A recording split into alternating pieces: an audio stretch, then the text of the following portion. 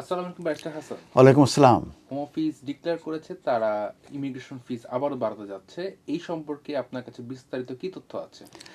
16th January 2025-এ home office announce করেছে যে তারা প্ল্যান করছে to increase immigration fees including worker sponsorship, naturalisation and electronic travel authorisation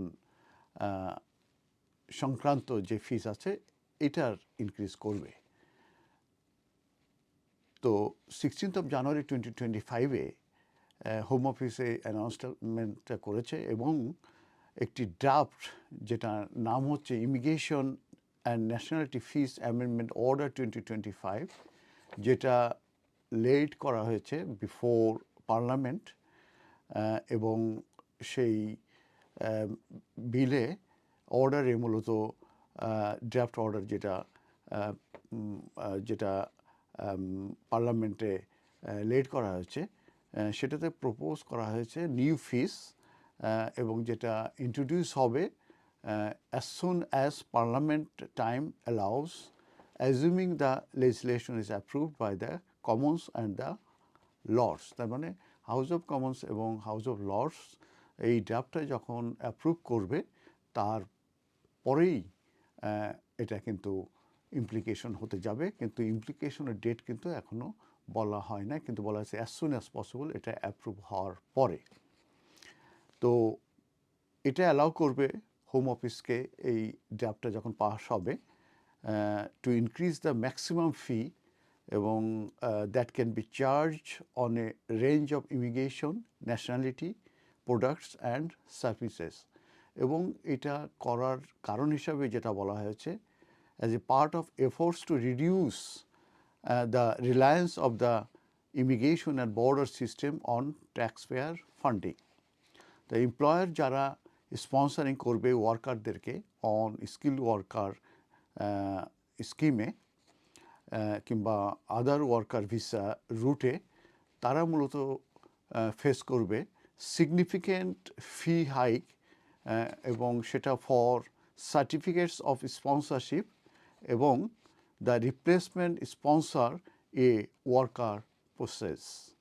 তো কারেন্টলি এই স্পন্সর ফি হচ্ছে £239, এবং এটা উইল ইনক্রিজ টু £525, যেখানে £25 fee for temporary workers and some other sub roots will rise to £55।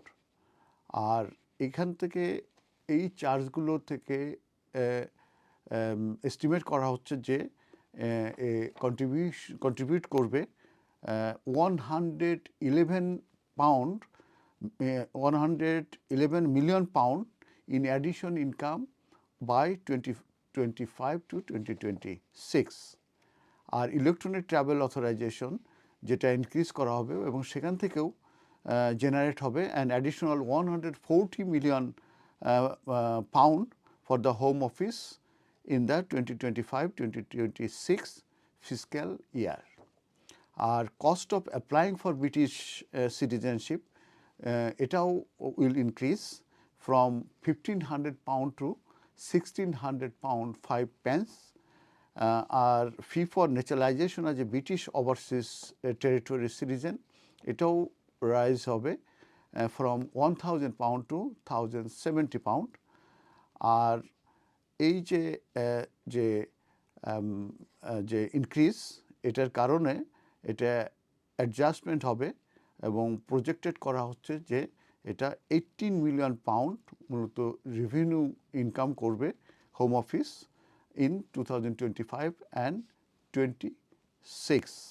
এছাড়াও ন্যাশনালিটি রিলেটেড অন্যান্য যেসব application আছে সেগুলোতে মূলত ইনক্রিজ হবে। তার ভিতরে renunciation of British citizenship, amendment to citizenship certificate, review decision, right of abode, এইসব অ্যাপ্লিকেশনগুলোতেও মূলত ফিস ইনক্রিজ হবে এবং সেখান থেকে £1 million নেক্সট ইয়ারে তারা মানি জেনারেট করতে পারবে। ধন্যবাদ। আসসালামু আলাইকুম ব্যারিস্টার হাসান। ওয়ালাইকুম আসসালাম। হোম অফিস ডিক্লেয়ার করেছে তারা